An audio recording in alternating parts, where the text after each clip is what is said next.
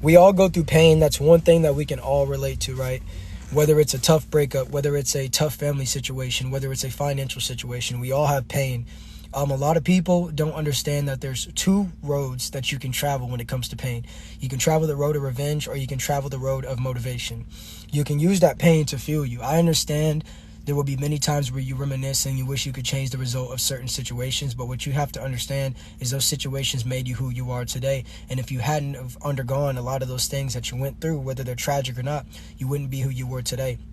And you can use that to empower you. You see, people that grow up without, I wouldn't say terrible circumstances, but without any mishaps in their life, they're not really ready for the real world. So whenever their family can no longer provide for them and they're out on their own, they usually crumble. But you see, it's damaged people like us, damaged goods, where we've been through a lot of situations where we can use our pain to fuel us, to propel us to succeed in any assets that we would like to accomplish. So bro, something tragic might have happened to you when you were younger. That doesn't make you different. That doesn't make you different than anybody. That doesn't make you worse. That doesn't make you an outsider. You've just been through pain. And you can use that to become something great. Don't let it minimize you. Don't feel like you are something that is too meant. Don't feel like you're supposed to be disposed, dude.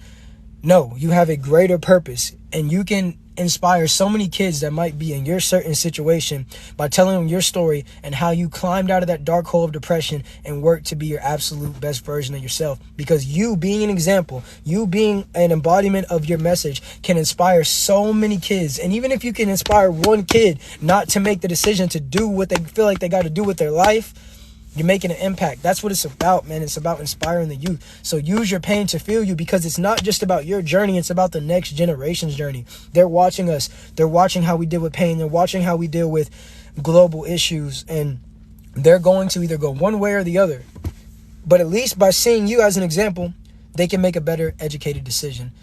I know it can be hard. I know breakups can be hard. I know sometimes you look in the mirror and you might see something on your face or on your body that you don't necessarily like. But what you have to understand is you have to focus on what you can control.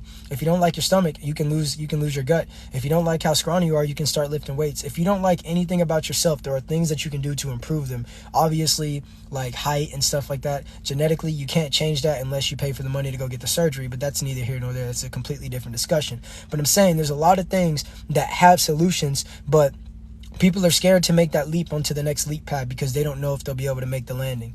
Let me tell you something. I was watching a video earlier on Instagram Reels that said, when you're about to jump into the water and you get scared, that's the perfect time when you're supposed to jump. Just jump, man, because once you get into that water, once you come back up out of that water, you're going to realize, wow, that jump wasn't so scary. And you're going to go right back up and you're going to want to jump again. You might do a front flip. You might do a cannonball. But the things that you really want to accomplish, you have to just push yourself in there. All the criticism, all the judgment, they're going to say this, they're going to say that. But you just got to do you, and you got to understand that you are going to get better. If you want to be a musician, your first record is not going to be your best record. It's going to take time. A fan base will not just fall in your lap. A shout out won't save you. You have to build your own base. If you want to be a chef, you got to learn how to cook top ramen first, and then you can go up from there. There's just steps to everything, and nowadays we live in a convenience-based society where people just want shortcuts to everything. But man, let me tell you something. There is reward in the process. Man, let me tell you something. Let me say it again. There is reward in the process. So use your pain to fuel you, not to you. You get what I'm saying? So with that being said, the comment section is now turning on.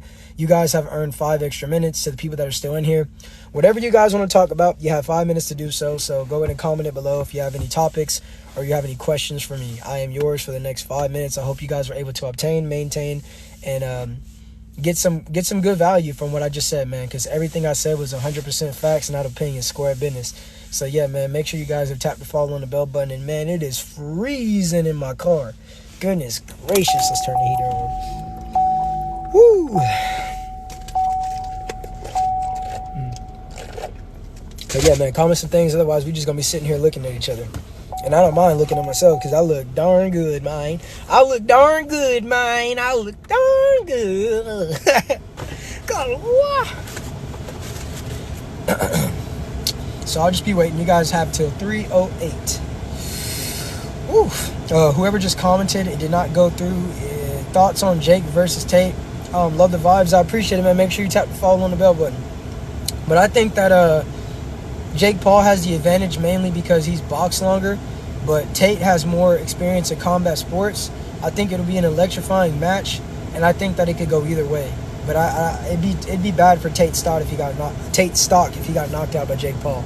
So that's going to be an interesting fight. It's all about matchups, and you know, I really pay to see that one. I would literally pay to sit ringside and watch that one, dude. Like, you know how much both of those people mean to me. So I think it's a super fight. You know, that's the most viewed video Jake Paul has had on his Instagram in forever when they announced that. So I want to see that. But I heard allegedly he's supposed to be fighting Tommy Fury, and you know, he tried to fight Tommy Fury two times, and Tommy Fury had excuses each time. It almost seems like Tommy Fury's scared. Thoughts on the Vikings, dude? The Vikings record right now it caught me off guard because I look up and I see that they've only lost one game, and I'm sitting here like, what? When did the Vikings get good? Like, no disrespect, but I'm sitting here now and I'm like, man, the Vikings is a mother freaking problem, man, and they looking dangerous going into that postseason, man. And yeah. I ain't gonna lie, the Vikings is a problem, man. I didn't expect it. Yeah, that's 100% facts. Yeah, that's 100% facts.